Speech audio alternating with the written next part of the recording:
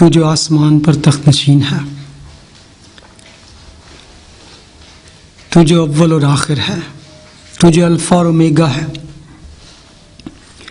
तू जो हमारी जान का लंगर है, तू जो इसराइल का कदूस है, तू जो लश्करों का खुदावंद है, तू जो अजीम और बालातर है।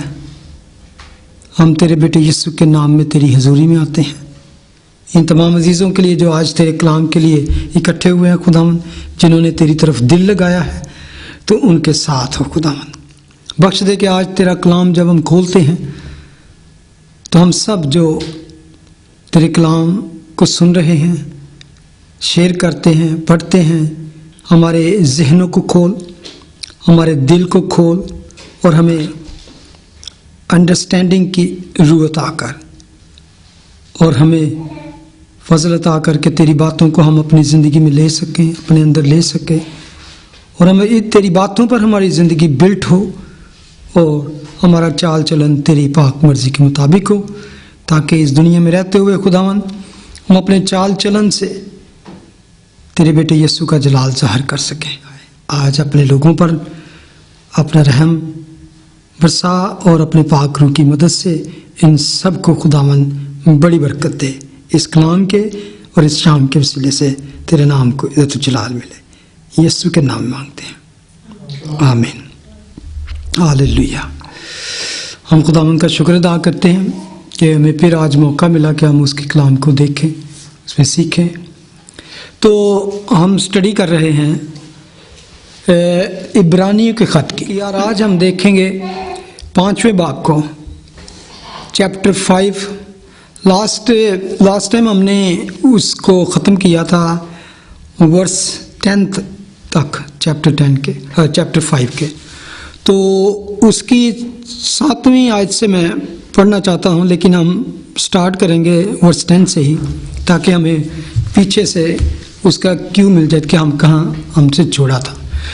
तो खुदावंद के कलाम में यूँ लिखा है, इब्रानियों उसका 5वां बाब 7वीं आयत, उसने अपने बशरियत के दिनों में ज़ोर ज़ोर से पुकार कर और आंसू बहा बहा कर उसी से दुआएं और इल्तिजाएं की जो उसको मौत से बचा सकता था, और खुदा तरसी के सबब से उसकी सुनी गई, और बावजूद बेटा होने के उसने दुख उठा कर फरमाबरदारी सीखी और कामिल बनकर अपने सब फरमाबरदारों के लिए अबदी निजात का बाइस हुआ, और उसे खुदा की तरफ से मलके सदक के तौर के सरदार काहिन का खिताब मिला। आमीन।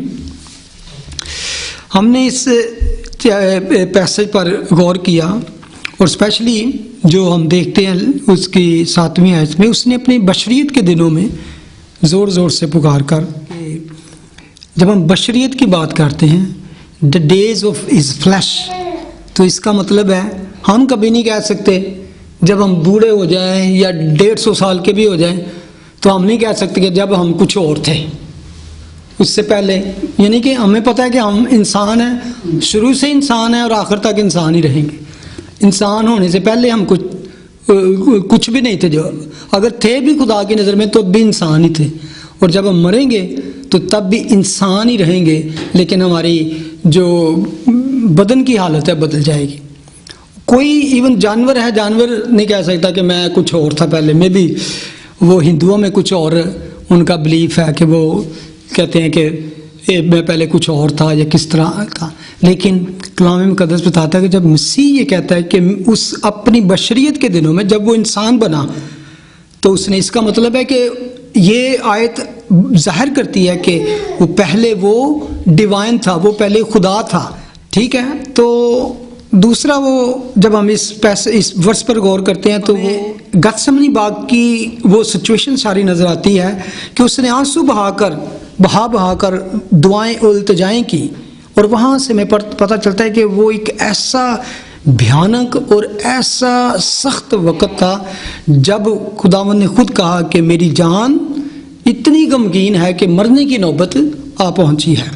तो वहाँ पर हम उस दुआ का बोझ का अंदाज़ा लगा सकते हैं जब उसका पसीना खून की बूंदें होकर गिर पड़ा। हाँ, यहाँ पर जब वो कहते हैं कि उसने किस चीज़ के लिए दुआएं की, मौत से बचने के लिए, और खुदा तरसी के सबब से उसकी सुनेंगे। यहाँ पर फिर एक और मैं इस पे फिर आज इस वीक भी स्टडी करता रहा हूँ कि और ज़्यादा हमें इस आयत के बारे में कुछ और ज़्यादा अच्छी गहराई मिल सके। अगर हमें याद हो तो उस वक़्त खुदावन ने दुआ मांगी तो उसमें था कि क्या क्या रिक्वेस्ट थी वहाँ पर, क्या बाप हो सके तो ये प्याला मुझसे टल जाए। ठीक है, ये प्याला मुझसे टल जाए, इसका मतलब है वो प्याला क्या था, वो मैं समझता हूँ अगर आप कह लें मौत का प्याला ही था। अगर खुदावन ने कहा ऐसी भी दुआ की हो कि मुझे इस तरह की मौत से ना गुजरना पड़े, शायद वो अपने बाप से ये दुआ करा कि is there is any other way to save human kind, इस इंसानियत को, इस दुनिया को बचाने का कोई वे है खुदा बाप, तो हम क्यों ना, यानी कि ज़रूरी मेरा इस सलीब के मौत से और इस गुनाह को ऊपर लेना ज़रूरी है कि सारी दुनिया के गुनाह लूँ और मैं अपने आप को इस लिए हवाले करूँ। अगर हम इसको भी ले लें कि खुदावन यही कह रहे थे, अगर हम कि खुदा कह रहे थे कि क्यों मैं इस तरह की मौत, बाप is there any other way, को दूसरा रास्ता है कि इंसान को बचाया जा सके, उसकी माफ़ी हो सके, यही दुआ की हो। लेकिन इसके बाद उसने क्या कहा खुदावन ने, हाँ जी ये है गतसमनी बाग में खुदावन ने कहा, मैं इसको लिटरली इस तरह लेता हूँ, खुदावन मुझे इस मौत से बचा ले, ये प्याला जो है मुझसे टल जाए, ऐसी मौत। अगर ऐसी भी दुआ की, लेकिन उसके बाद जो अल्फाज थे, फिर भी मेरी नहीं बल्कि तेरी मर्जी पूरी हो। ठीक है, और मैं समझता हूँ उसकी ये दुआ कि मुझे क्रॉस से या इस मौत से बचा ले नहीं सुनी गई। तो यहाँ अब मुझे उस चीज़ को ज़्यादा समझने का मिलता है जब वो कहता है कि उसने वर्स 8 उसको क्लियर करते, और बावजूद बेटा होने के उसने दुख उठा कर फरमाबरदारी सीखी। यानी कि उसने भी काम लिए, तो आगे वो वर्स 9 में आ जाएगा कि बावजूद बेटा होने के, कि बेटा है तो चलो जी बख्श दिया ना। आमतौर पे यही है ना कि यार बेटा है थोड़ा जाते इतना रायत की जाए, उधर थोड़ा जाते, वो कहते हैं कि बावजूद बेटा होने के उसने खुदा ने रायत नहीं की, फुल जो प्रोग्राम था हल्का उस पर डाल दिया, नहीं बेटा ये काम था, ये प्लान है।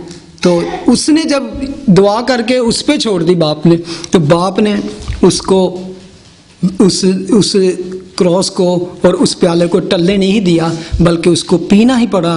तो बल्कि लिखा कि खुदा ने चीख कर कहा कि ऐ मेरे खुदा तूने मुझे क्यों छोड़ दिया। इट्स मीन ये एक जुदाई का ऐसा लम्हा था जिसमें वो दुख उठा रहा था, बीइंग बेटा होते हुए भी उसने दुख उठा कर फरमाबरदारी सीखी।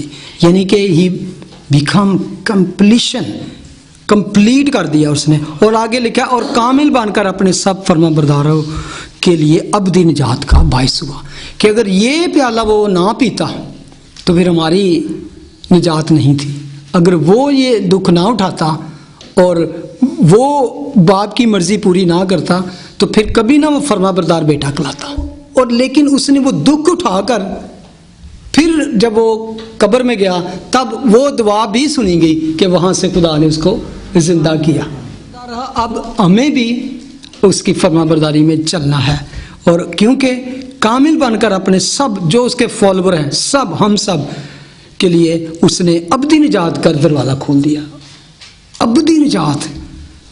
और अब वो वर्स 10 पे आके कहता है, और उसे खुदा की तरफ से मलके सदक के तौर के सदार काहिन का खिताब मिला। अब वो बताना चाह रहा है कि ये सारा कंप्लीट करके उसको टाइटल क्या मिला, ठीक है, और ये टाइटल मिला। अभी वो इसके बारे में बात करना चाहता है मलके सदक के बारे में कि क्यों वो मलके सदक के टाइप का हाई प्रीस्ट है। लेकिन एकदम वर्स 11 पे जाके वो जैसे बात करते करते एकदम वो क्या करता है कि टॉपिक चेंज कर देता है। उसकी वजह है, वो कहता है वर्स 11, इसके बारे में हमें बहुत सी बातें कहना है। किसके बारे में? वर्स 10 में मलके सदक के बारे में वो कहता है, वो उस सरदार काहिन के बारे में, उस हाई प्रीस्ट के बारे में, ग्रेट हाई प्रीस्ट के बारे में मैं बहुत कुछ तुम्हें कहना चाहता हूँ। I want to talk, I want to tell about his priesthood. लेकिन क्या इसके बारे में हमें बहुत सी बातें कहना है जिनका समझाना मुश्किल है, इसलिए कि तुम ऊंचा सुनने लगे हो। जरा पढ़ो। असल में वर्स 10 को एंड करता है कि जो कुछ उसने अकम्प्लिश किया, जो उसने अचीव किया, और उसके बाद जो उसको टाइटल मिला वो था मलके सदक के तौर का। तो उसके बारे में मैं बहुत सी बातें तुम्हें बताना चाहता हूँ, मैं समझाना चाहता हूँ कि क्यों उसको उस टाइप का टाइटल मिला। लेकिन वो कहते हैं लेकिन वो मुश्किल बातें हैं और तुमको समझाना भी मुश्किल है, इसलिए कि तुम ऊंचा सुनने लगे हो। क्या जब हम कहते हैं ऊंचा सुनने लगे हो तो इसका क्या मतलब है? डेफ है, इग्नोरेंट, ये लफ्ज भी है इग्नोरेंट, कि तुम सुन रहे हो लेकिन नहीं सुन रहे। तुम प्रटेंड ऐसे करते हो, सनी अनसुनी करते हो, और प्रटेंड इस तरह करते हो जैसे सुन रहे हो लेकिन तुम सुन नहीं रहे। तो वो कहता है इसलिए तुम्हें समझाना मुश्किल है कि तुम ऊंचा सुनने लगे हो। ठीक है, अगरचे जो कहानत थी, जो उसकी प्रीस्टलीहुड था मसीह का, उसका टाइप जो था लावियों जैसा नहीं था, लेविटिकस का नहीं था, क्योंकि वो लावी खानदान से थे, तो खुदावंद यीशु मसीह यहूदा के खानदान से था। ठीक है, मसीह का जो कहानत थी वो लावियों जैसी नहीं थी, वो मलके सदक सालम जैसी थी, और उसको वो किस तरह अफजल और उसको सुपीरियर जाहिर करना चाहता है। लेकिन इसके बावजूद कि उसकी प्रीस्टहुड, उसकी कहानत लावियों से हटकर थी, लेकिन तरीकाकार सेम ही था, क्योंकि वो इंसान बन के आया था। वो जो थे समझ लो उसकी अक्स तस्वीर या पिक्चर थी, वो सारे जितने काहिन आते रहे। तो इसको मैं इसलिए नहीं ज़्यादा छेड़ रहा कि इसका सही स्टार्ट जो है वो चैप्टर 7 में शुरू होगा। तो उसने भी इसको यहाँ पे छोड़ दिया, तो हम भी ज़रा छोड़ के आगे चलते हैं। अगर वर्स 12 पढ़े प्लीज़। वक्त के ख्याल से तो तुम्हें उस्ताद होना चाहिए, मगर अब इस बात की हाजत है कि कोई शख्स खुदा के कलाम की इब्तदाई असूल तुम्हें फिर सिखाए और सख्त ग़िज़ा की जगह तुम्हें दूध पीने की हाजत पड़ गई। यहाँ पर वो उनको थोड़ा सा बताना चाह रहा है कि तुम्हारी जो इग्नोरेंस है, या तुम्हारी जो नापुख्तगी है और तुम गुमराह हो रहे हो, तो उसमें ख़तरा क्या है। तो इससे पहले कि मैं उसकी कहानत के बारे में कुछ बताऊं, मैं समझाना चाहता हूं कि तुम कहाँ गलत हो या कहाँ कमज़ोर हो। तो वो कहता है कि तुम ऊंचा सुनने लगे हो, यानी कि सच्चाई को तुम ले नहीं रहे या तुम पा नहीं रहे, क्योंकि तुम्हारी हरकतों से या तुम्हारी लाइफ से नज़र नहीं आ रहा कि यू आर ग्रोइंग और यू आर गेटिंग मैच्योर। ठीक है, और खुदावंद यीशु मसीह अक्सर अपने शागिर्दों को कई बातें नहीं बताते थे, कहते कि तुम्हें अभी इनकी बर्दाश्त नहीं, ये मुझे बहुत सी बातें तुमसे कहना है, लेकिन तुम्हें अभी उसमें लिखा है जॉन 16:12 में खुदावंद कहते हैं मुझे तुमसे और भी बहुत सी बातें कहना है, मगर अब तुम उनकी बर्दाश्त नहीं कर सकते। लेकिन जब वो यानी रूह कुद्दस आएगा, रूह हक आएगा, तो तुमको सच्चाई की राह सिखाएगा। असल में खुदावंद कहना चाह रहे हैं कि अभी मेरा दिल था कि मैं तुम्हें बहुत सी बातें सिखाता, लेकिन खुदावंद का एक अपना टाइम था, तो उन्होंने ये फिर थोड़ा सा पोस्टपोन कह सकते हैं कर लिया कि जब मैं जाऊंगा तो बाद में होली स्पिरिट आएगा, रूह कुद्दस आएगा, तो वो तुम्हें बाकी बातें सिखाएगा। और बल्कि जो मैंने सिखाई हुई हैं, जो आप आज तुम्हारे कानों से इधर से उधर निकल जाती हैं, तुम ऊंचा सुनते, वो तुम्हें याद दिलाएगा, तुम्हें रिपीट करेगा, और तुमको यस खुदावंद ने ऐसा कहा था, खुदावंद ने ऐसा कहा था, वो रिपीट करेगा। अब वो कहता है कि वक्त के ख्याल से तो तुम्हें उस्ताद होना चाहिए था, मगर अब इस बात की हाजत है कि कोई शख्स खुदा के कलाम के इब्तदाई असूल तुम्हें फिर सिखाए और सख्त ग़िज़ा की जगह तुम्हें दूध पीने की हाजत पड़ गई है। अब वो अब थोड़ा सा आप अपने माइंड में रखें कि ये एक ऑडियंस कौन है, जिनको क्लीसिया कौन है, जिनको वो कह रहा है, जो बिलीवर है और यहूदी। स्पेशली वो क्लीसिया है जो यहूदियत से, जूश से पहले, इसराइलाइट से, वो छोड़कर तो जो मसीह यीशु को कबूल किया है। और उनमें 3 तरह के लोग हैं जो पक्के ईमान ले आए हैं, कुछ डाउटफुल हैं, कुछ अभी सोच रहे हैं, कुछ को यकीन हो गया कि यार हाँ बातें तो ठीक है, लेकिन वो पिछला जो उनका सिस्टम है ना, वो उनसे छूट नहीं रहा। और हमने लास्ट में बात की थी कि ये इजी वैसे भी नहीं होता। अब बहुत से लोगों को देखें, हिंदुओं को देख ले, मुस्लिम्स को देख ले, सिखों को देख ले, जब वो इतनी रिचुअल्स में, इतनी चीज़ों में फंसे हुए हैं, तो एकदम उनको छोड़ना जो है, क्रिश्चियन होके भी कई दफ़ा वो उनसे छूटता नहीं।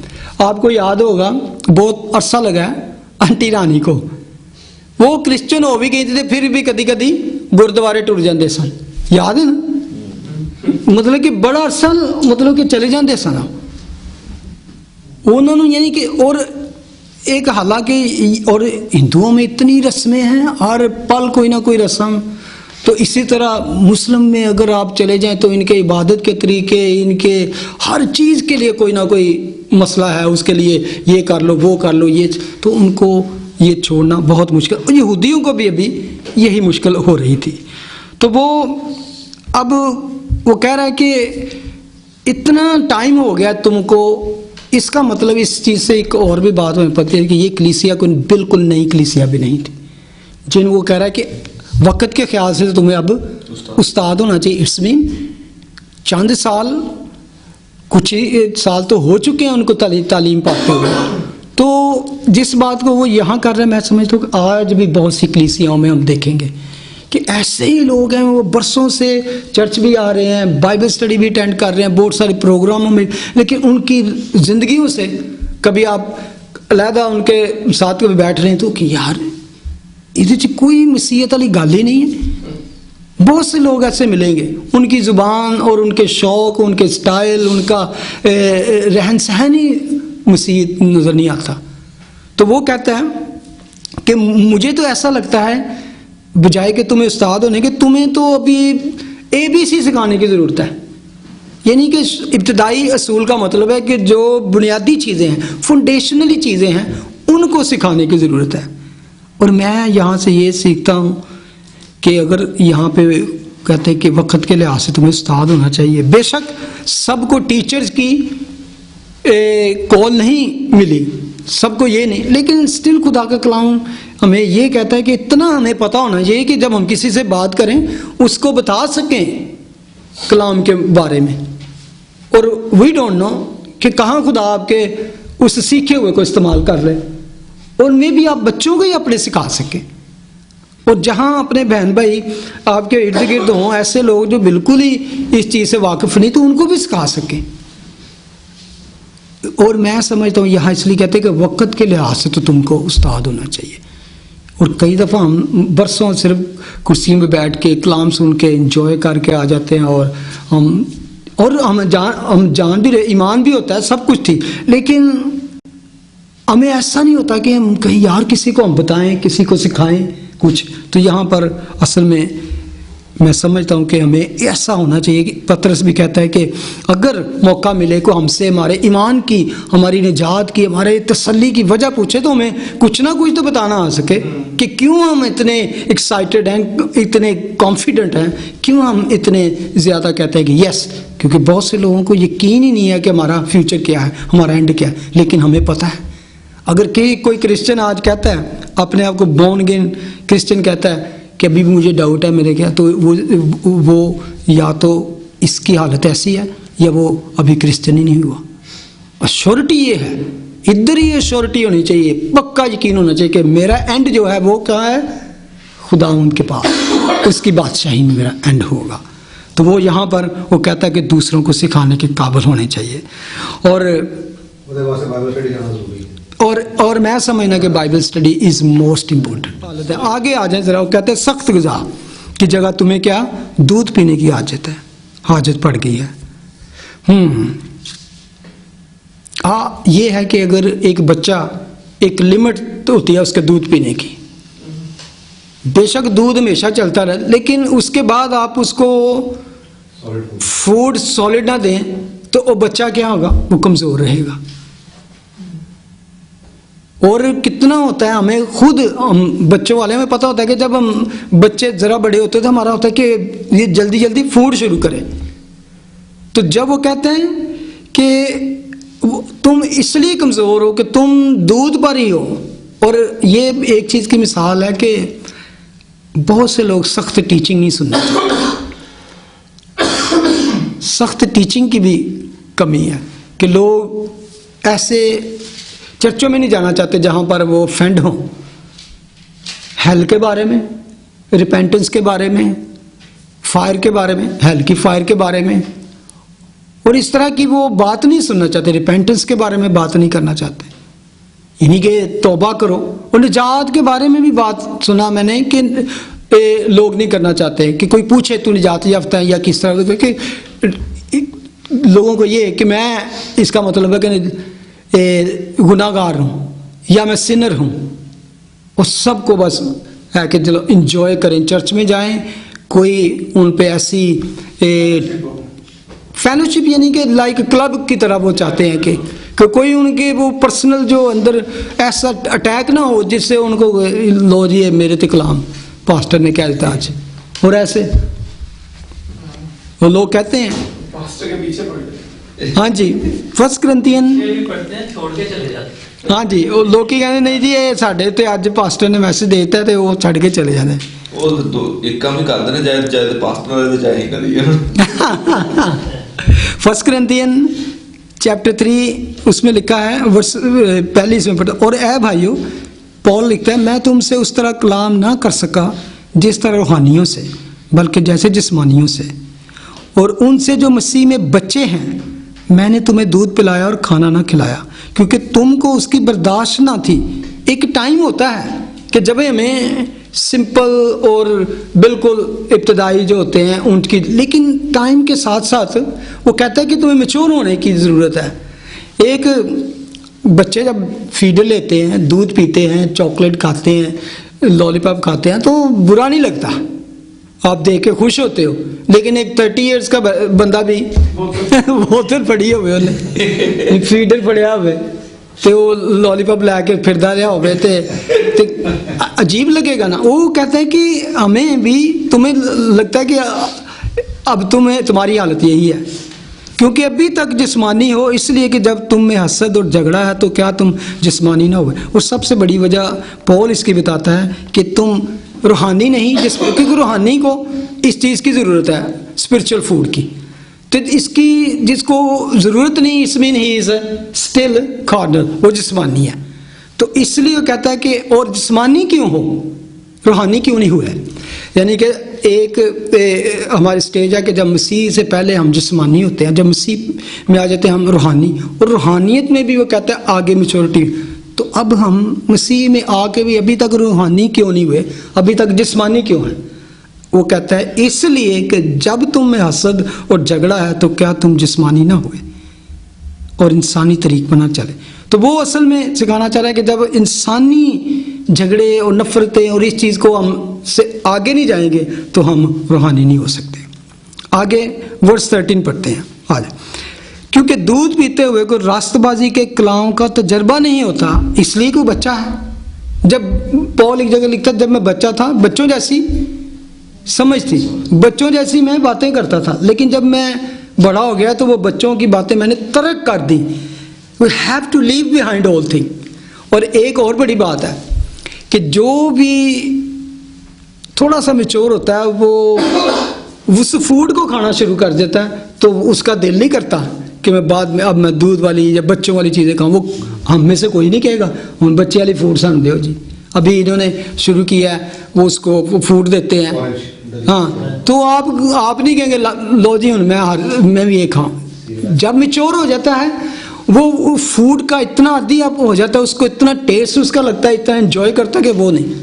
तो इसलिए वो कहते हैं कि जब तुम इधर आओ तो सही एक दफ़ा, तो फिर तुम खुद ही वापस नहीं जाओगे, क्योंकि दूध पीते हुए को रास्तबाजी के कलाम का तजर्बा नहीं होता। ये you didn't have experience spiritual thing का। एक दफ़ा तुम एक्सपीरियंस करो, you will not go back, you will, आप और ज़्यादा मांगोगे। फिर आपने कहना नहीं नहीं यार कढ़ाई बनाओ, पावे बना लो आज। ये नहीं कि इस तरह की आपकी होगी कि ये नहीं होगा दूध बना लो, पोरिज दे दो और ये दे दो वो दे दो। आपका दिल ये करेगा या नो, हमने इससे इंजॉय करते हैं। तो वो इसलिए कहता है कि हमें रास्तबाजी के कलाम का भी ऐसा ही है। जब आप मैच्योरिटी और स्पिरिचुअल में एक बाइबल स्टडी और सच्ची रफाकत रखोगे, अब आपको खुद उस चीज़ का अंदाज़ा होगा कि what you are missing out. जिस बात को हम इस्तेमाल नहीं करते और उसकी पहली चीज़ भी खो बैठते हैं, ठीक है, और बचपने की हालत में रहते हैं। और जो ऐसे लोग होते हैं ऐसी चीज़ को जो एक्सपीरियंस नहीं करते, क्योंकि खुदा का कलाम कहता है कि तजर्बा से खुदा की मर्जी मालूम करते रहो। अक्ल नहीं होने से अपनी सूरत बदलते जाओ, यानी कि इस process day by day, glory to glory, blessing to blessing हमें आगे जाना चाहिए। लेकिन जब हम कुछ लोगों की हालत है कि वो उस से आगे जाते ही नहीं। एक आयत देखें उसमें से, इफिसियों चैप्टर 4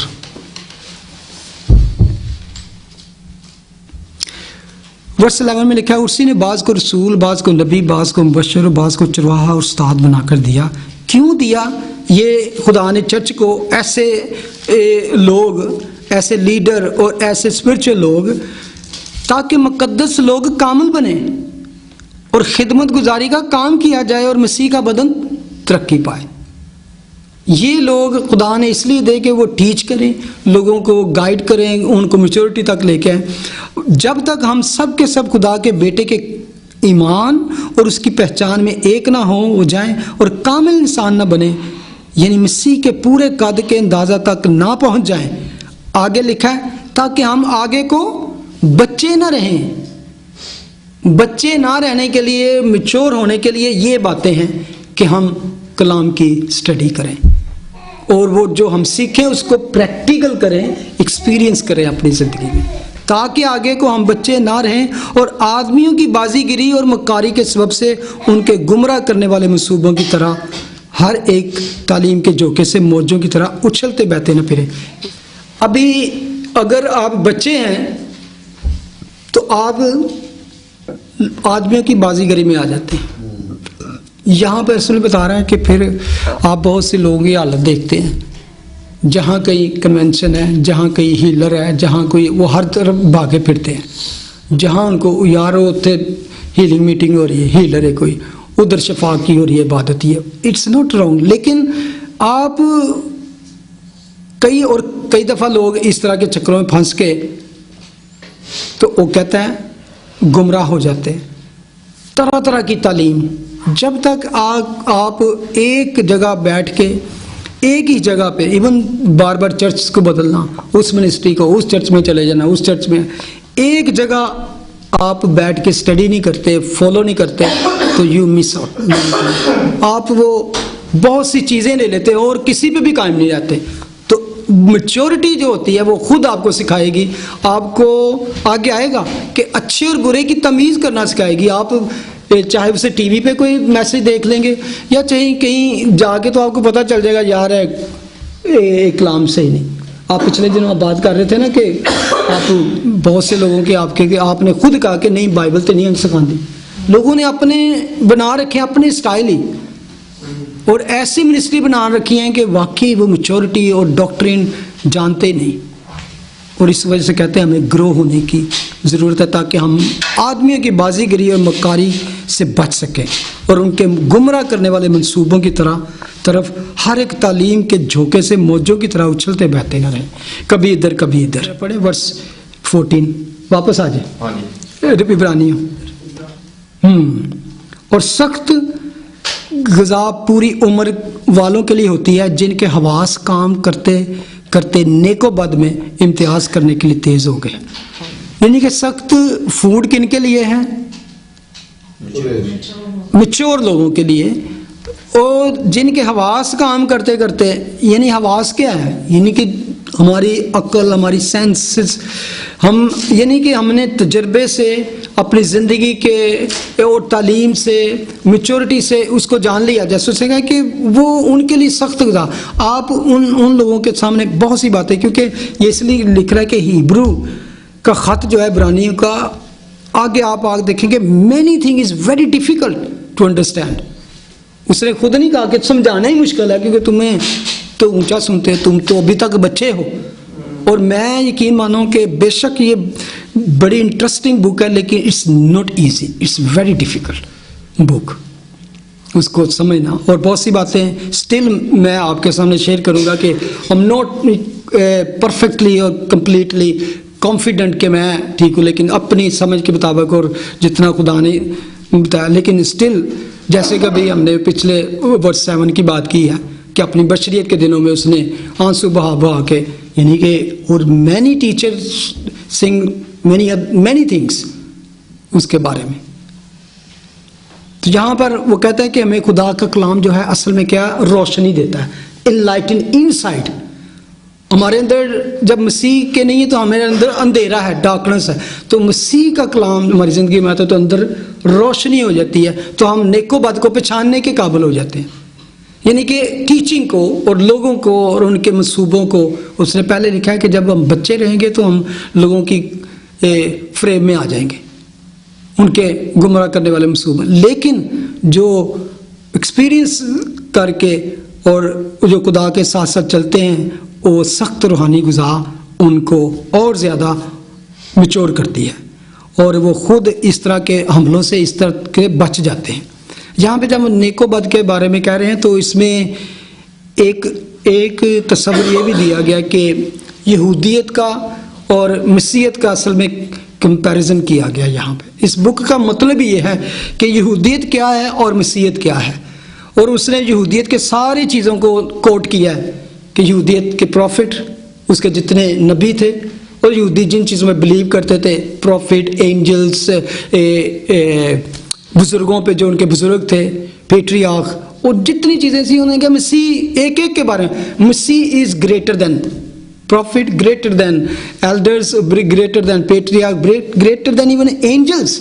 और अब वो आता है ग्रेटर देन इवन क्या, हाई प्रीस्ट। और इसको वो और ज़्यादा आ गया कि क्यों high priest is main topic. उसने सारी चीज़ों में, अगर यहाँ पर लिखा है कि कोई प्रीस्ट भी कामिल बनकर अब्दियत की निजात का दरवाज़ा नहीं खोल सका, तो इसका मतलब है अगर मसीह की कहानत अफजल है, उनकी कहानत ख़त्म। तो अब हमें इसका मतलब है एक्चुअली साफ लफ्ज़ में कह रहे, यहूदियत के ऊपर उन्होंने ताले लगा दिए हैं, you know more under the law, ठीक है। और मसीह सब चीज़ों से अफजल है। ये बुक ही बताती है कि, और ये कैसे यहूदियत, मसीहत इज़ बेटर देन यहूदियत, ठीक है। अब आगे आ जाए, चैप्टर 6 पे आ जाए, जरा पढ़े जरा इसको, चैप्टर 6 पहली 3 वर्सेस पढ़े जरा। बस आओ मसीह की तालीम की इब्तदाई बातें छोड़कर कमाल की तरफ कदम बढ़ाएं और मुर्दा कामों से तौबा करने और खुदा पर ईमान लाने की और बपतिस्मों और हाथ रखने और मुर्दों के जी उठने और अब्दी अदालत की तालीम की बुनियाद दोबारा ना डालें, और खुदा चाहे तो हम यही करेंगे। ये पूरी इस बुक में ज़्यादा डिफ़िकल्ट पैसेज है, और इसके बारे में इसकी तशरीह के इसकी जो की गई है वो मुख्तलिफ है। डिफरेंट स्कॉलर, बहुत से खुदा के खादमों ने इस पे डिफरेंट, उनका इख्तलाफ भी है, इस पे कॉन्ट्रडिक्शन भी है आपस में स्कॉलर्स की। तो इसलिए थोड़ा सा हम इसको ओपन माइंड करके ज़रा देखेंगे, क्योंकि यहाँ पर 6 चीज़ों के बारे में जिक्र आया। पहले तो वो कहते हैं बस आओ हम मसीह की तालीम की इब्तदाई बातें छोड़कर, इब्तदाई बातें, अगर मैं आपसे पूछूं कि मसीह की तालीम की इब्तदाई बातें क्या हैं, what is the beginning thing of the Christ teaching और डॉक्ट्रिन कह सकते हैं। और what is the elementary things of Christ teaching?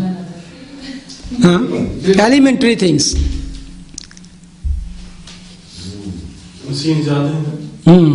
ठीक है।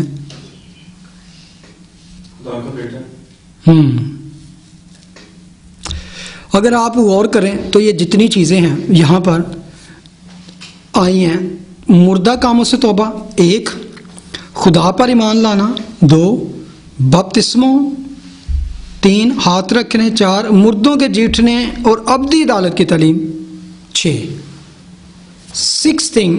अगर आप देखें यहाँ पर अगर गौर करें तो कुछ चीज़ें आपको सिमिलर लगेंगी न्यू टेस्टामेंट की, लेकिन most of these things related to Old testament.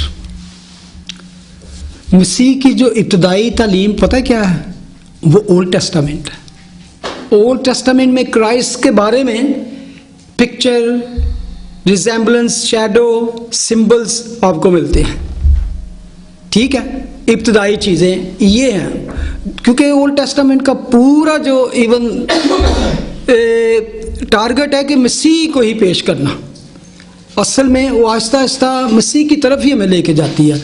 ठीक है, इसलिए अगर आप मुर्दा कामों को ले लें, चले एक एक चीज़ को देख लेते हैं कि मुर्दा काम जो थे, डेड वर्क्स क्या किसको हम कहते हैं, और इसकी तालीम भी हमें ओल्ड टेस्टामेंट में मिलती है। ठीक है, क्योंकि असल में वो कह रहा है लीव द एलिमेंट्री थिंग्स, और अब क्या है, दूसरी चीज़ों की तरफ आओ। और ये ओल्ड टेस्टामेंट के बारे में आप कहेंगे किस तरह ओल्ड टेस्टामेंट के, तो हम तरह इसको देखेंगे कि यहूदियत जो है वो असल में कलाम मुक़द्दस के मुताबिक एक कह सकते हैं कि बच्चे को ज़ाहिर करती है, बचपना ज़ाहिर करती है तालीम के लिहाज से। किस तरह? अगर आप गलेशियन चैप्टर 3 निकालें, गलतियों उसका 3 बाब, वर्स 23 से अगर पढ़ें, ईमान के आने से पेशतर शरीयत की मतहती में हमारी निगरानी होती थी, और उस ईमान के आने तक जो जाहिर होने वाला था हम उसी के पाबंद रहे। बस शरीयत मसीह तक पहुंचाने को हमारा उस्ताद बनी, ताकि हम ईमान के सबब से रास्तबाज ठहरें। मगर जब ईमान आ चुका तो हम उस्ताद के मतहत ना रहे। ठीक है, अगर ये देखे, ये हमें बता रही है निगहबानी होती रही। निगहबानी तब तक होती है जब तक बच्चा होता है, जब बालग हो जाता है, जब मैच्योर हो जाता है, एडल्ट हो जाता है, पर फिर निगहबानी की ज़रूरत नहीं होती, फिर वो खुद मुख्तार होता है। तो ये कहता है कि ईमान के आने से पहले, अब ईमान का आना क्या है? मसीह का आना ईमान का आना है।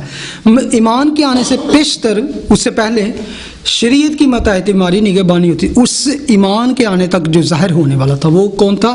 कि ओल्ड टेस्टामेंट मसीह के आमद के बारे में हमें बताती है कि मसाया आएगा, उसके बारे में बहुत सी पेशेंट गोइयाँ बताती है कि वो किस तरह आएगा, कुंवारी से पैदा होगा, कहाँ पैदा होगा, उसकी लाइफ क्या होगी, यशायाह को पढ़ें, और उसका पर्पस क्या होगा, उसकी टीचिंग क्या होगी, वो क्या करेगा, मोजज़ात करेगा, मुर्दों को जिंदा, आंखों, यानी कि सारी चीज़ें किससे में मिलती हैं? ओल्ड टेस्टामेंट से मिलती हैं। कि जो हमारी फाउंडेशन है वो बुनियादी चीज़ जब फाउंडेशन रखी जाए तो उसके बाद हम दूसरी फाउंडेशन नहीं रखते, बल्कि उसके ऊपर तामीर का काम, बिल्डिंग का काम शुरू हो जाता।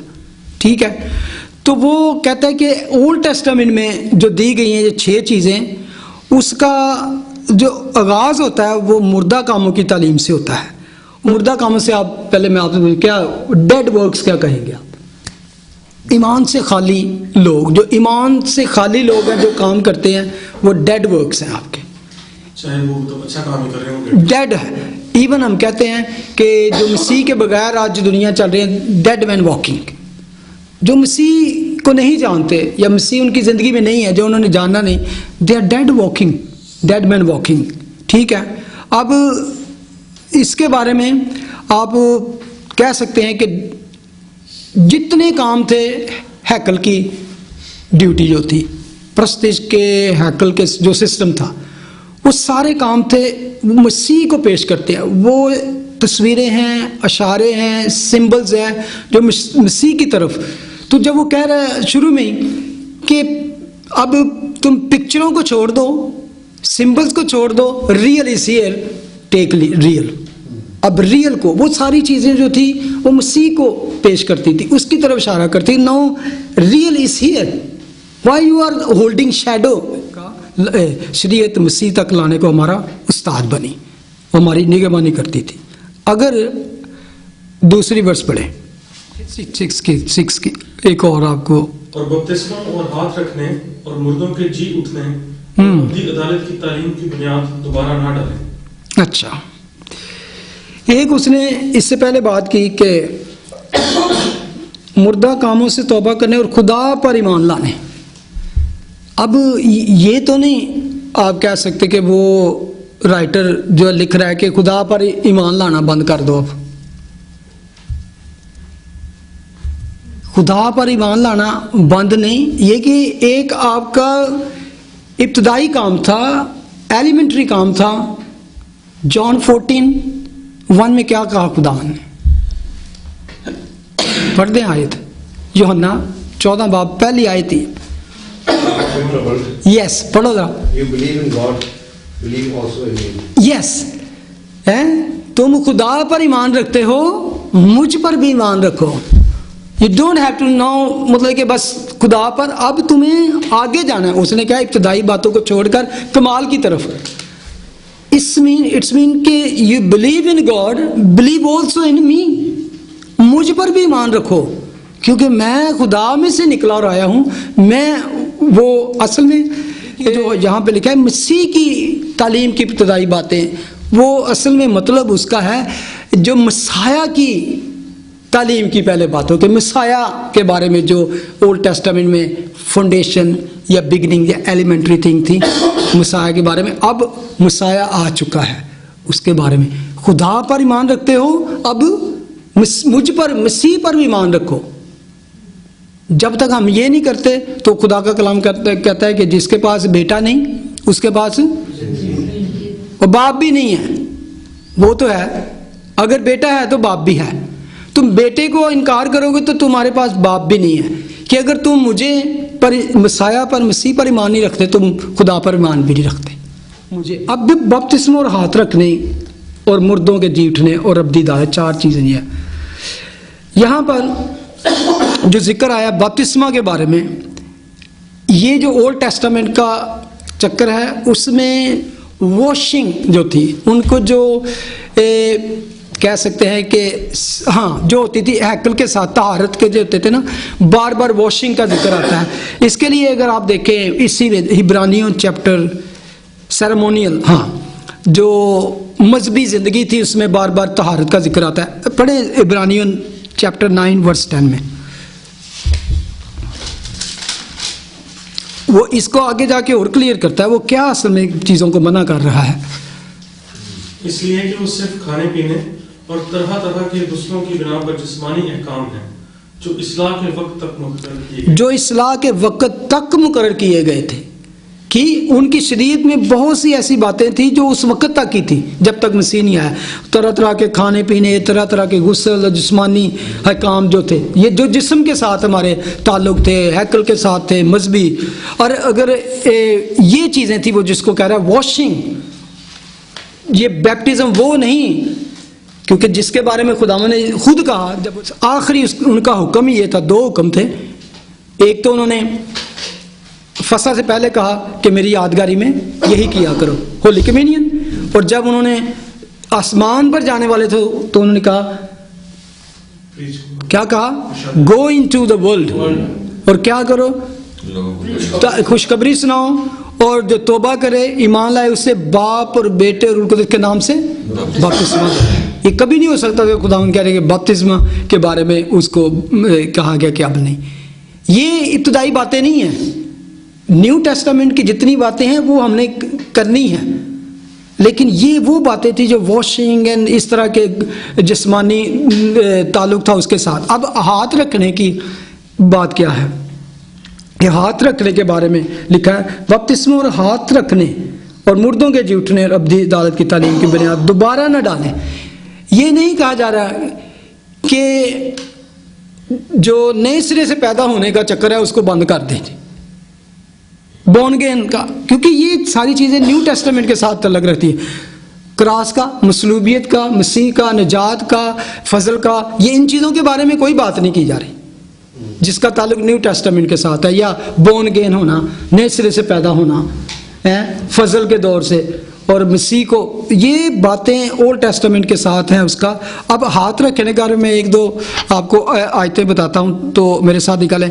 लिविटिकस है बार, मैं जल्दी जल्दी पढ़ता जाता हूँ, आप देखते जाएं। चैप्टर 1 वर्स 4 लिखा है, और वह सोख्तनी कुर्बानी के जानवर के सर पर अपना हाथ रखे, तब वो उसकी तरफ से मकबूल होगा ताकि उसके लिए कफारा हो। एक और आयत देखें इसी में आगे, चैप्टर 3 वर्स 2, और वो अपना हाथ अपने चढ़ावे के जानवर के सर पर रखे और खैमा इज्तिमा के दरवाजे पर उसे ज़बह करे, और हारून के बेटे जो काहिन हैं उसके खून को मज़बा पर गिरदा गिर्द छिड़कें।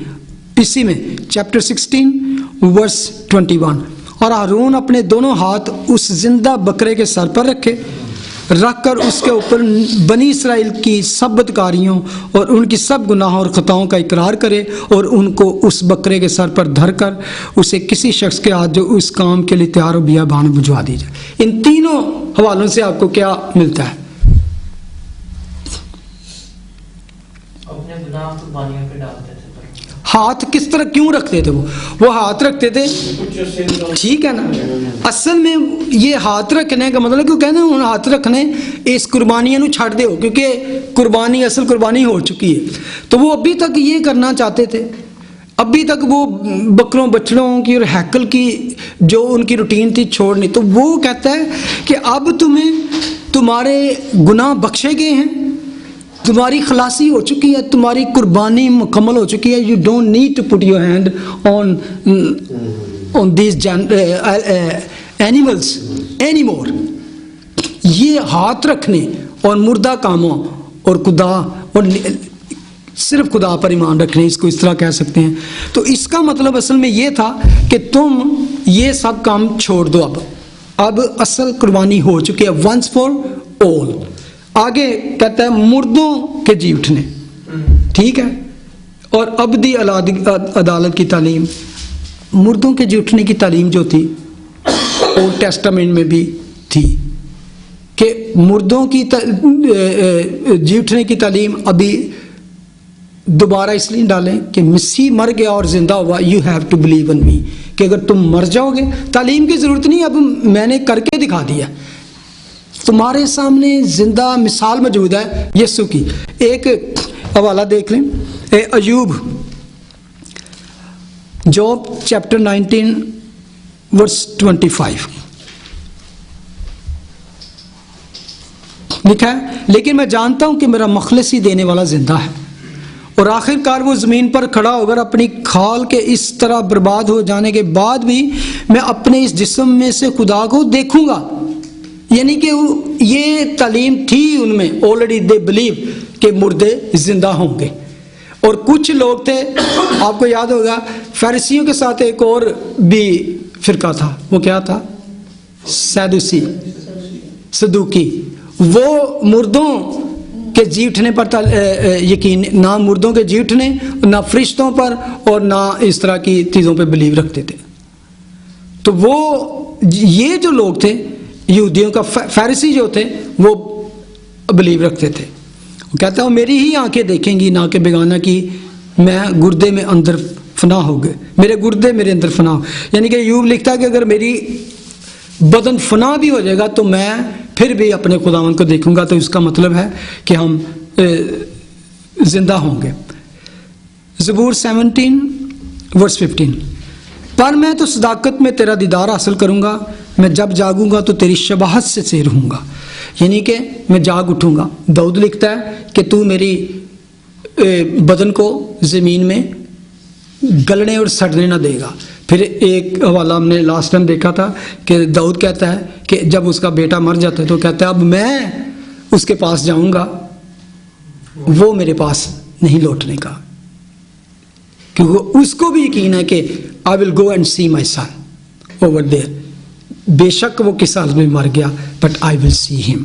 ठीक है, ये चीज़ें वो कहता है कि इवन न्यू टेस्टामेंट भी इसकी, हमारी न्यू टेस्टामेंट की तालीम ही इस पे है कि अगर हम बिलीव करते हैं कि यीशु मर गया और जी उठा, सिर्फ यीशु के पैदा होने की नहीं तालीम, कुछ लोग सिर्फ वो पैदा होने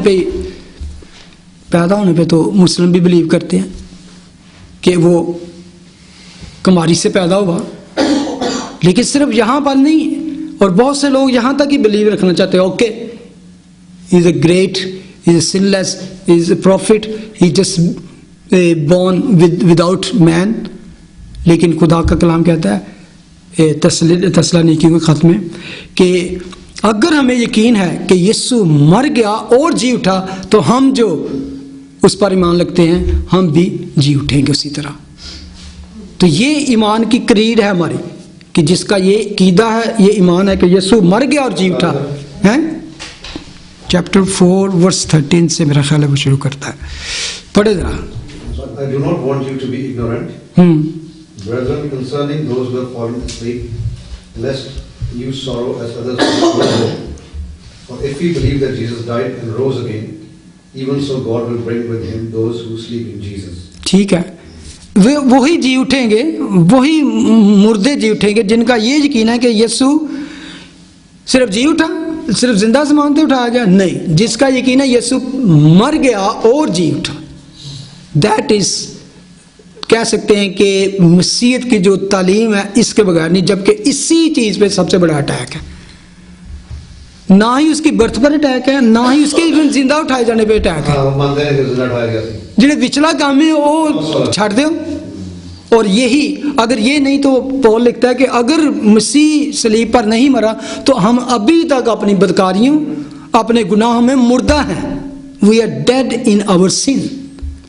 तो इसका क्या मतलब है कि फिर हमारी निजात भी नहीं, फिर हमारा जी उठना भी कोई नहीं। वो तो यीशु सी जिंदा गया तो जिंदा चला, क्योंकि इस्लाम की तालीम है कि हम मेरिट पे दाखिल होंगे, अपने नेकियों पर, हमारी इबादतों पर, हमारी नमाजों पर, हमारी ज़कात पर और चैरिटी पर नेकी।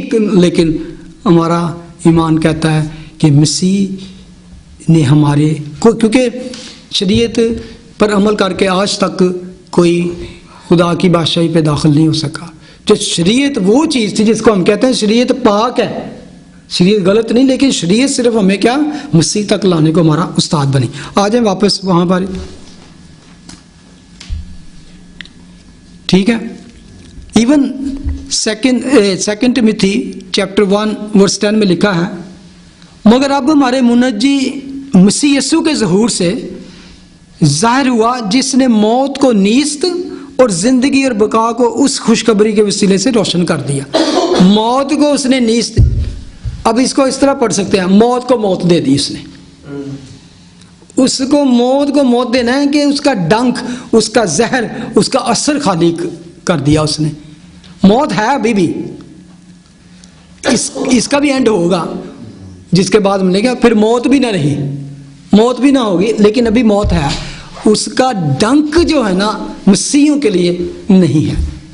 मौत आज भी है, दुनिया में मौजूद है मौत, लेकिन जो मसीह यीशु को कबूल करता है उसके डंक से, उसके असर से खारिज हो जाता है। ऐ मौत तेरी फतह कहाँ रही? यीशु ने सलीब पर उसका असर तबाह कर दिया।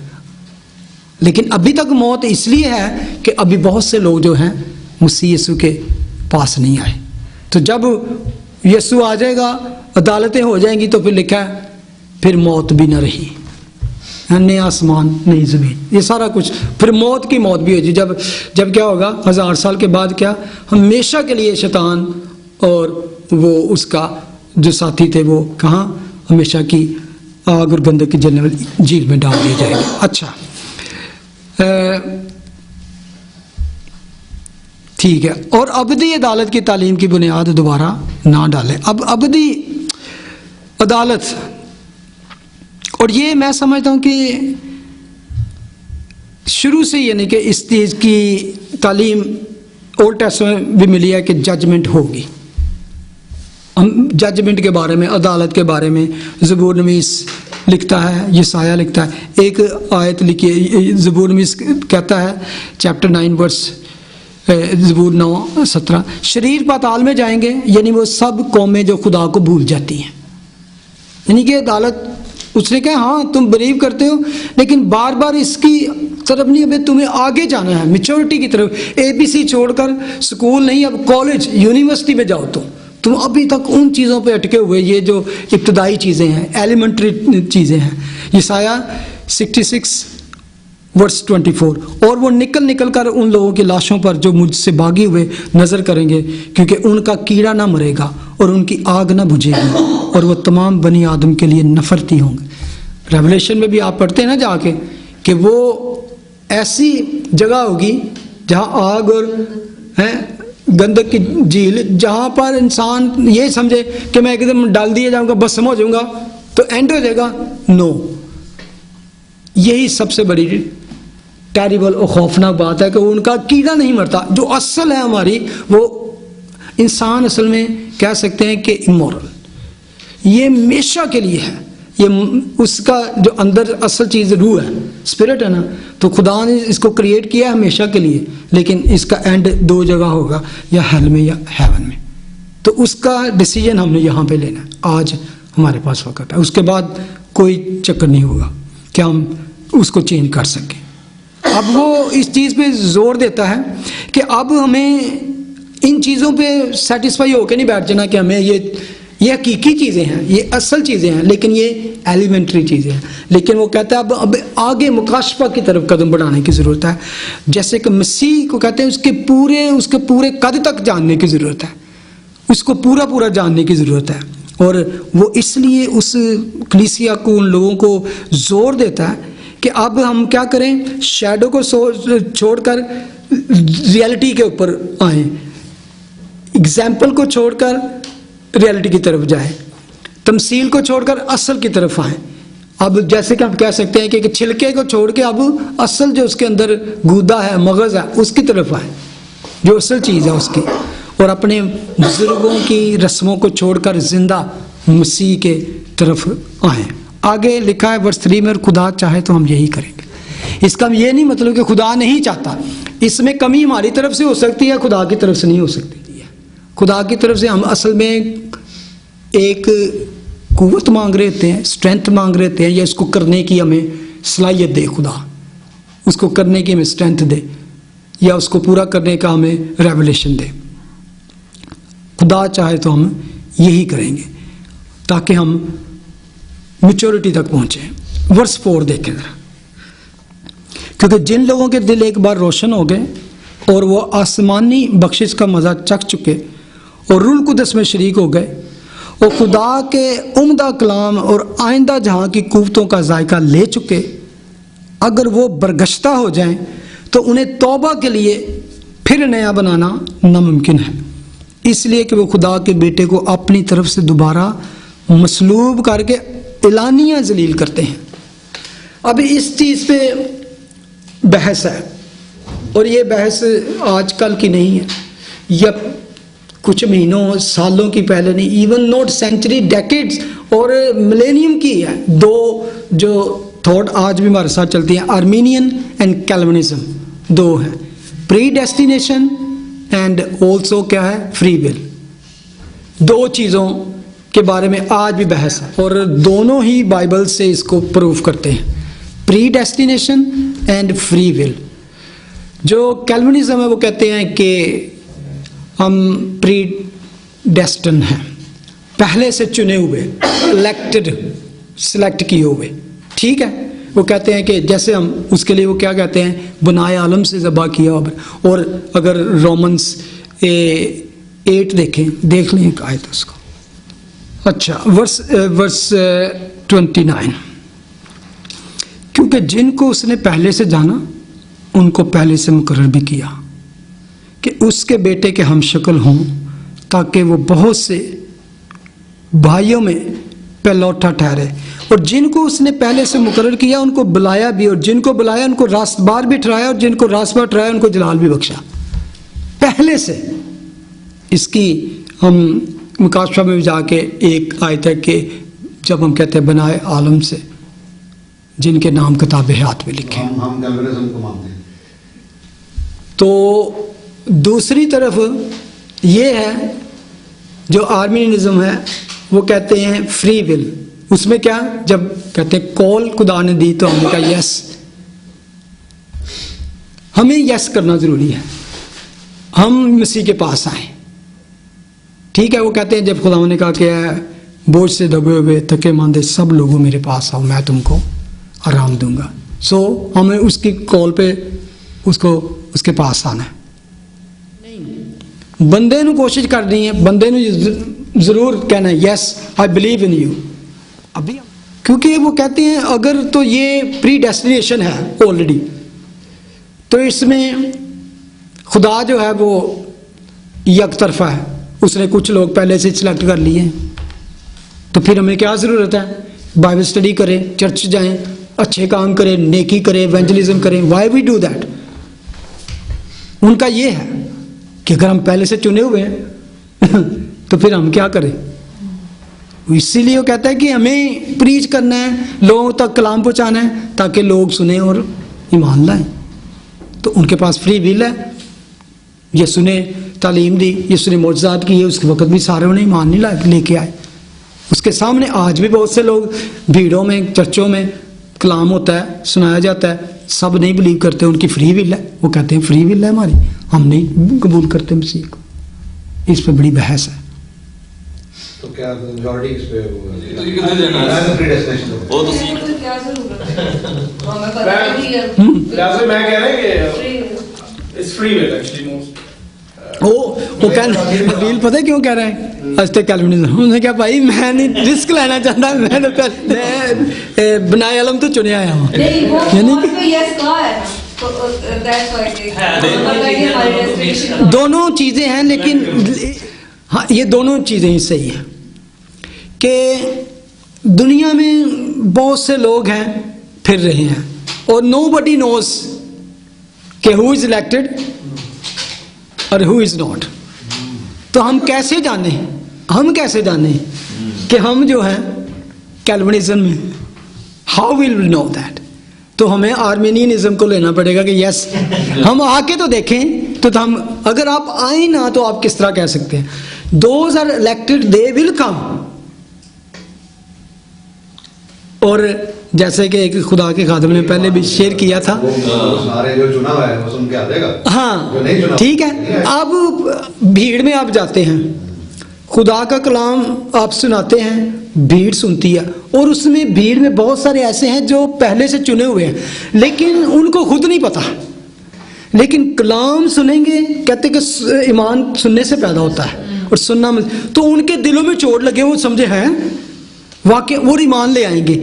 तो वो फिर जानेंगे कि यस हम चुने हुए थे। लेकिन हमें आ रही है कि उनकी जाके वो कहते हैं ना कि सोई हुई उस हालत को झंझोड़ना, जगाना है ताकि उनको पता चले कि यस हम इलेक्टेड हैं। और एक खुदा के खादिम ने कहा कि मैं इसको इस तरह समझता हूँ कि जब हम उस दरवाजे में दाखिल होंगे खुदा की बारगाह में, उसकी बादशाही में, तो लिखा होगा कि जो बुलाए गए, यानी कि जिनको कॉल किया गया, कॉल वन, तो उसने कहा मैं चंगा किया, मैं ना उस पैसेज ते, उस मैसेज ते, उस सरमन ते यस करता, ठीक है, कॉल ते यस किया। उसने कहा बुलाए, जो बुलाए गए, कॉल्ड वन, ठीक है। कहने जो अंदर वड़ जाएगा ना, पीछे मुड़ के देखना तो लिखे इलेक्टेड। कि यीशु ने कहा कि जो भेड़ें मेरे बाप ने चुनी हैं वो मेरे पास आ जाएंगी, जिनको वो मुझे देगा उनमें से मैं एक को भी खो ना दूंगा। वो मेरे पास आ जाएंगी, जिनको खुदा ने चुना है वो मेरे पास आ जाएंगी। It's mean they are already selected but they will come to me. आना भी है उसने, बिल्कुल, मतलब कि उनमें भी सारे इलेक्टेड नहीं है। आज भी यहूदी बड़ा कुछ कर रहे हैं, they are still holding on to, लेकिन उनमें से जो मसीह पर ईमान ले देते हैं वही बचेंगे, वही सिर्फ। पर वो तो चुनी हुई कौम नहीं, लेकिन चुनी हुई कौम में सारे सारा कुछ है, लेकिन वो लिखा है कि रोमन्स जाके पढ़िए ना, तो लिखा है कि उनकी जो रेमनेंट है, बकाया जो है, सब ईमान लाएगा जब मसीह आएगा, और उनका सख्त होना हमारी निजात का बायस बना। वो जरूरी था। हम कहाँ जाते फिर नहीं तो जरा वापस आ जाएं, इसको, इस टॉपिक को अगर लंबा करेंगे तो फिर इस पे ही खत्म हो जाएगा। लिखा है क्योंकि जिन लोगों के दिल एक बार रोशन हो गए वो आसमानी बख्शिश का मजा चख चुके। अब यहाँ पे एक तो अपोस्टेसी बरगश्तगी के बारे में जिक्र है, अब कि ये किन के बारे में कहा गया कि जिन लोगों के दिल एक बार रोशन हो गए। हाँ, यहाँ पे जो टॉपिक है उसका मतलब क्या आगे जाके आएगा कि क्या हम अपनी निजात खो सकते हैं या ईमानदार निजात खो सकता है। इसको असल में is he talking about the people who have backslided or बैकस्लाइडेड भी, और क्या ईमानदार जो है, जो सचमुच यीशु के, खुदावंद यीशु मसीह ने खुद कहा कि जो मेरा बाप मुझे देगा, जो शख्स भी, मैं उसे खो ना दूंगा। He will not lost one. but that we don't know, isn't it, who is that? Only God knows, isn't it? Like, बिल्कुल example is like Jimmy Swaggart, you know, like बिल्कुल, preacher, very big evangelist, and लेकिन he backslid. he came back। Yeah, that's what I'm saying, but he did. हाँ, इस पे हमें थोड़ा time लगेगा इन चीज़ों पे बात करने पे। बहुत सी चीज़ें हैं कि कौन से लोग बैकस्लाइड हो सकते हैं या बैकस्लाइड होके, तो किन के बारे में, अगर आप इसको एक दफ़ा फिर ज़रा गौर से पढ़ें, बड़ी इम्पोर्टेंट वर्स है हमारे लिए और बहुत ज़्यादा इस पे, क्योंकि जिन लोगों के दिल एक बार रोशन हो गए, पहली एक बात, और वो दूसरी बात आसमानी बख्शिश का मज़ा चख चुके, दो, तीसरा रूल कुदस में शरीक हो गए और खुदा के उम्दा कलाम एक, और आइंदा जहान की कुव्वतों का जायका ले चुके। अगर वो बरगश्ता हो जाए तो उन्हें तौबा के लिए फिर नया बनाना नामुमकिन, impossible to make them new again. मैं मतलब इसकी तशरीह मेरे तो ज़हन में आती है, जैसे कल्ट के लिए भी ये इस्तेमाल होती है। वो मतलब एक ही चीज़ को पकड़ के उस तरह चले जाते हैं, जैसे वो यहोवा विटनेस है या जीसस वाले, तो वो भी एक तरह से वो सब चीज़ें समझते हैं, उनको हर एक चीज़ का पता है, लेकिन वो किसी एक तरफ बरगश्ता हो गया। बैक स्लाइडिंग एक फर्क बात है, मतलब बंदा बैक स्लाइड होता है, फिर बंदा खड़ा हो जाता है, सादिक गिरेगा और खड़ा होगा। लेकिन ये जो बरगश्ता होना है ना, वो मतलब it is impossible for those who have once been enlightened, है ये चीज़ें हैं ना, हाँ, who have once been enlightened, who have tasted the heavenly gift, who have shared in the Holy Spirit, and who have tasted the goodness of the Word of God and the powers of the coming age, and who have fallen away to be brought back to repentance. एक चीज़ याद रखो कि यहाँ पे ये नहीं लिखा गया कि वो जो नए सिरे से पैदा हो चुके हैं, है ना, नहीं, पर ਜਿਹੜੇ नए सिरे से पैदा हो चुके होंगे वो ये चीजें सारी डिस्कस करेंगे। हाँ, अभी यही चीज़ें हैं कि हम इसकी सही ट्रांसलेशन कर सकें, सही इसको समझ सकें कि वो कौन लोग हैं जिनके दिल एक बार रोशन हो गए। इसका क्या मतलब है? एक बार आप देखें, मैं इसको आपको इस तरह बताता हूँ कि जो खुशखबरी को सुनते हैं, ठीक है, आपको अगर वो तमसील याद आ जाए, बीज बोने वाली, ठीक है, तो पहले सबसे पहले क्या, राह के किनारे वाले जो उसी वक्त सुनते हैं और फौरन ईमान ले आते हैं, यानी कि दिल रोशन होता है फौरन उनका, ठीक है, कलाम सुना और वाकई मज़ा आ गया और दिल रोशन हो गया। लिखा है यार, मैं और आपको मैं एक सबसे बड़ी एग्जांपल दूंगा। हम कहते हैं ना कि वो यहूदा इस्करियोती के साथ क्या हुआ, 3 साल तक यीशु के, उसने क्या क्या मजा नहीं चखा, आपको सब ये बातें उसमें नजर आ जाएंगी, लेकिन हम एक एक को तफसील से देखेंगे कि इनका क्या मतलब है। यहूदा इस्करियोती ने क्या किया, उसने वो सारी चीज़ों उनके साथ एंजॉय की, और आई डोंट नो, मेरा यकीन है कि जब वो अपने खुदा के शागिर्दों के साथ जाके मुनादी पर करता था, तो उसको भी मौजज़ात करता होगा, उसको भी खुदा ने कहा कि इन सबको उसने कुव्वत दी। क्या कुव्वत दी? मुर्दों पर बीमारियों पर, विद्रोहों पर और जिंदा कर, ये सब तो वो भी करता होगा। आपको याद नहीं यीशु ने कहा कि मेरे पास तुम आओगे, बहुत से लोग कहेंगे खुदावन तेरे नाम से हमने मौजे किए। अब मौजे किस तरह कर सकता है? Unless he got the power. लेकिन खुदावन कहते मैं तुमको जानता ही नहीं।